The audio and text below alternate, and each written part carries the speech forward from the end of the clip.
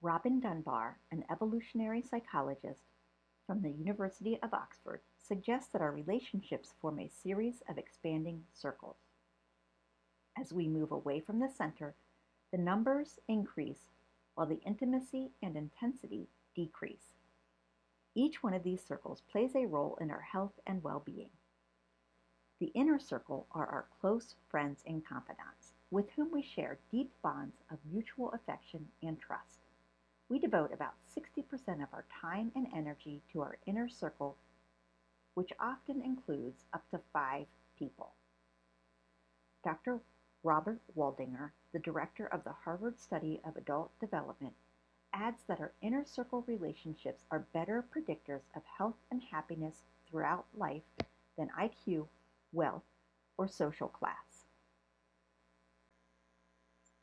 We consider relationships in the inner circle are intimate relationships, those with family members, close friends, and romantic partners.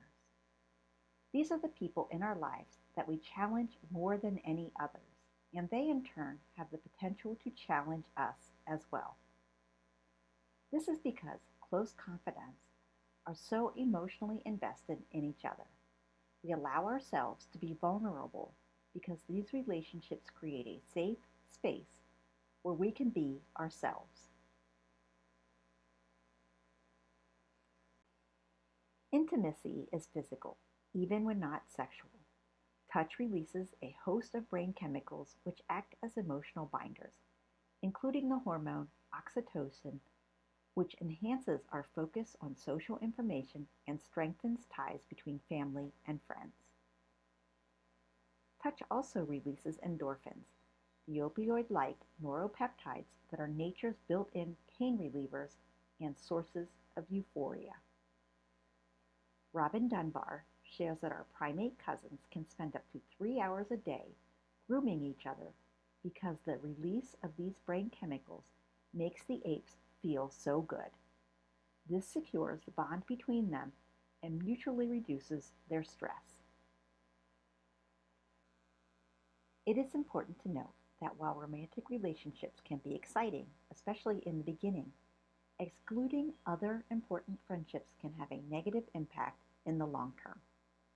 The comfort, calm, and emotional energy that we gain from all supportive friendships strengthens our emotional core. The stronger we are at the center, the more we have to offer everybody else in our lives.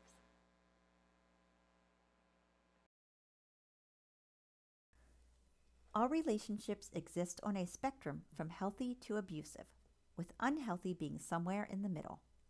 Healthy relationships are based on equality and respect. You make decisions together and can openly discuss whatever you're dealing with, like relationship problems and sexual choices. You enjoy spending time together but can be happy apart. Characteristics would be respect, good communication, trust, honesty, and equality. Unhealthy relationships are based on attempts to control the other person. One person tries to make most of the decision. He or she may pressure their partner about sex or refuse to see how their actions can hurt. In an unhealthy relationship, you feel like you should only spend time with your partner. Some characteristics could be breaks in communication, pressure, dishonesty, struggles for control, and inconsiderate behavior. Abusive relationships are based on an imbalance of power and control. One person is making all of the decisions about sexual choices, friend groups, boundaries, even what's true and what's not.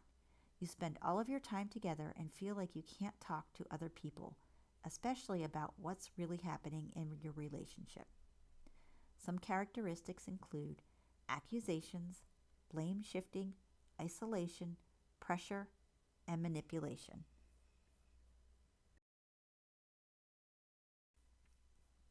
The equality wheel provides characteristics of a healthy relationship, referring to the equality of each partner.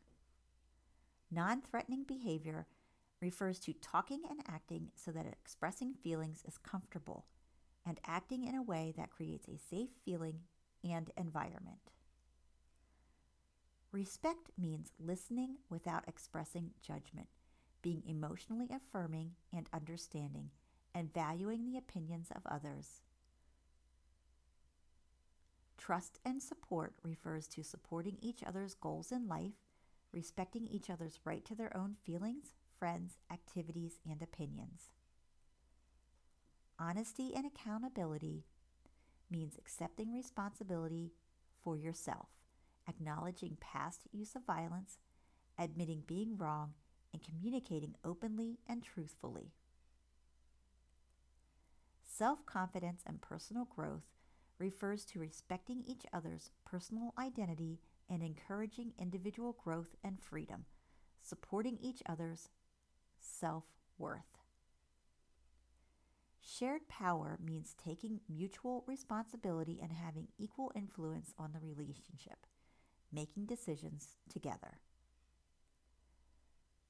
Communication refers to the willingness to have open and spontaneous dialogue, problem solving, and compromising so each person is happy with the decision. And finally, negotiation and fairness refers to seeking mutually satisfying resolutions to conflict, accepting changes, and being willing to compromise. And the power and control wheel identifies characteristics of an unhealthy or abusive relationship. Anger or emotional abuse refers to putting someone down, making someone feel bad about himself or herself, name-calling, making someone think they are crazy, playing mind games, humiliating one another, and making someone feel guilty. Using social status refers to treating someone like a servant, making all the decisions, acting like the master of the castle. Intimidation means making someone afraid by using looks, actions, or gestures, smashing things, destroying property, abusing pets, and displaying weapons. Minimize, deny, and blame. This refers to making light of and not taking someone's concerns seriously, saying bad behavior didn't happen, shifting responsibilities for one's own behavior. Threats are making and carrying out threats to hurt someone, threatening to end a relationship or to attempt suicide, making someone do something illegal. Sexual coercion refers to manipulating or making threats to get sex, getting someone drunk or drugged to get sex, pressuring someone to have sex when they don't want to. Isolation or exclusion refers to controlling what someone does, who that person sees and talks to, what they read, and where they go, limiting all outside involvement, and using jealousy to justify actions. Finally, peer pressure refers to threatening to expose someone's weakness or spread rumors, telling malicious lies about an individual to peers.